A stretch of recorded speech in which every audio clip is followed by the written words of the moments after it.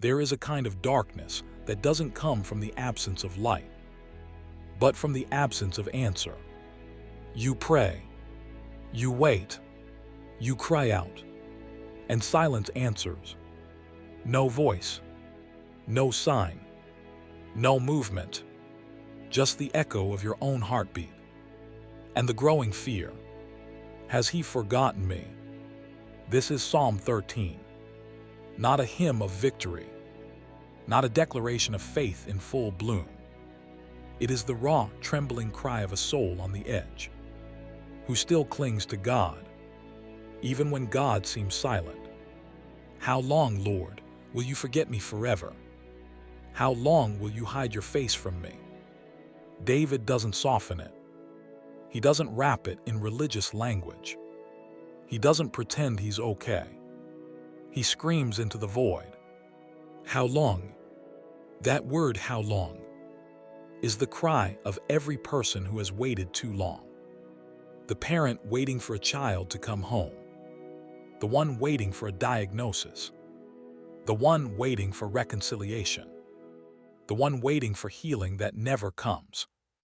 The one waiting for God to speak, and hearing only wind. And then the pain deepens. How long must I wrestle with my thoughts, and day after day have sorrow in my heart? It's not just external suffering.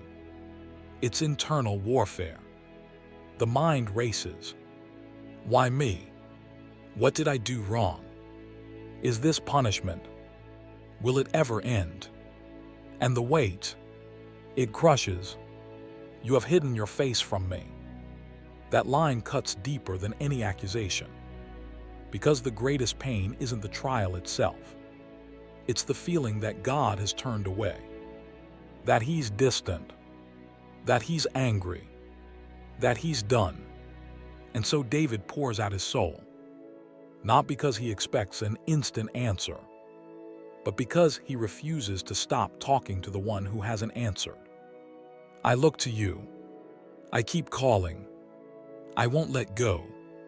And here the turning point. The quiet miracle in the middle of the storm. But I trust in your unfailing love. My heart rejoices in your salvation.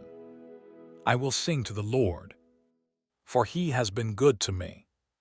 Wait, he says this, before the answer comes, before the door opens, before the healing happens, before the phone rings with good news. He trusts while still waiting. He rejoices while still weeping. He sings while still broken. That's not optimism. That's worship born in the dark. Because true faith doesn't require clarity. It requires commitment. It doesn't demand proof. It chooses promise. Even when the sky stays black. Even when the silence stretches. Even when every voice around you says, "Give up." David says, "I will trust, not because I feel it, but because I know him. He has been good before. He delivered me from Pharaoh.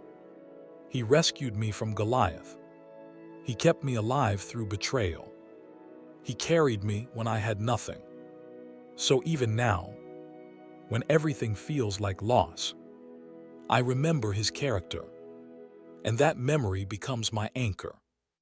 You don't need to see the outcome to believe the owner.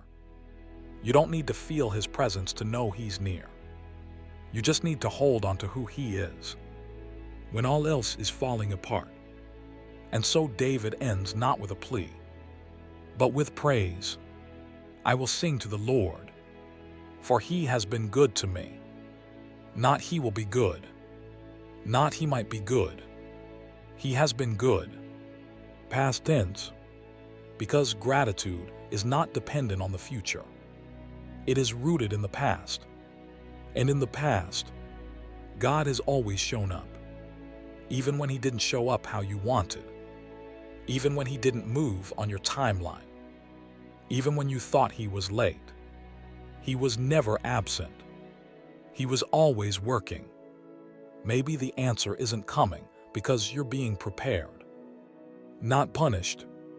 Maybe the silence isn't rejection. It's refinement. Maybe the delay isn't denial.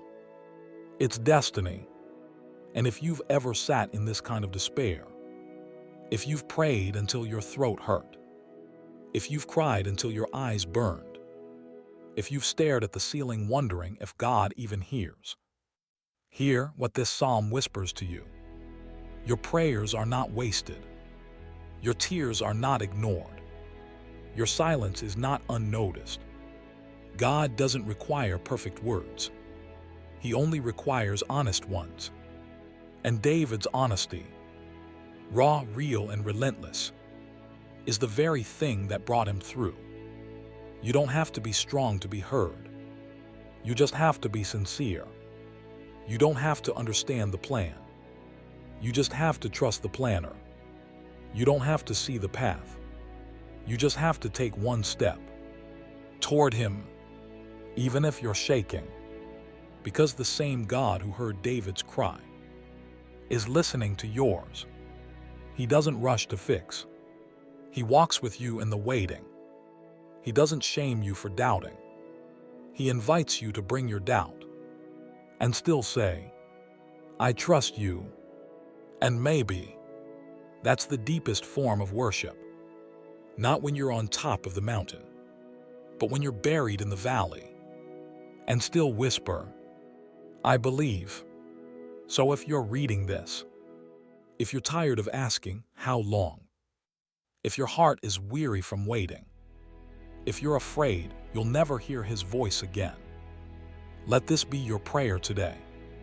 How long, Lord, will you forget me forever? How long will you hide your face from me? Say it again. Let it out. Don't censor it. Don't clean it up. God can handle your anger. He can handle your fear. He can handle your doubt. He's not offended by your honesty. He's moved by it because he knows you're not turning away. You're turning toward him, even in your pain. And then whisper this, but I trust in your unfailing love. Say it softly. Say it loudly. Say it through tears. Say it when you don't feel it. Say it anyway, because trust is not a feeling. It's a choice.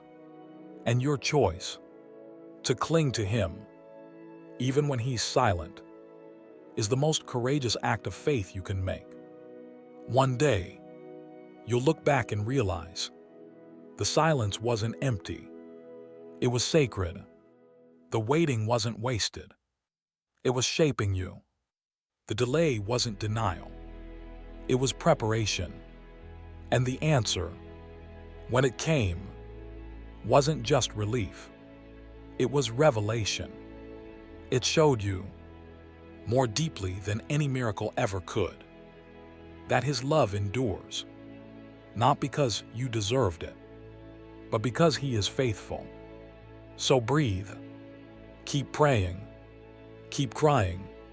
Keep trusting, even if the heavens stay quiet, even if no one understands, even if tomorrow brings more questions. You are not alone. You are held by the one who hears, by the one who remembers, by the one who has been good and will be good again. And when you finally hear his voice, you won't just thank him for the answer. You'll thank him for staying through the silence, because sometimes the greatest miracle isn't the answer you asked for.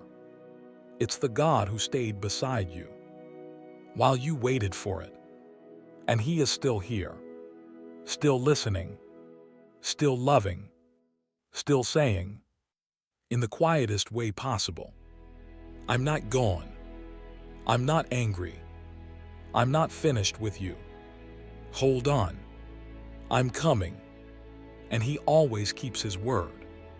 So rise, not because you feel better, but because he is faithful, and his love endures always.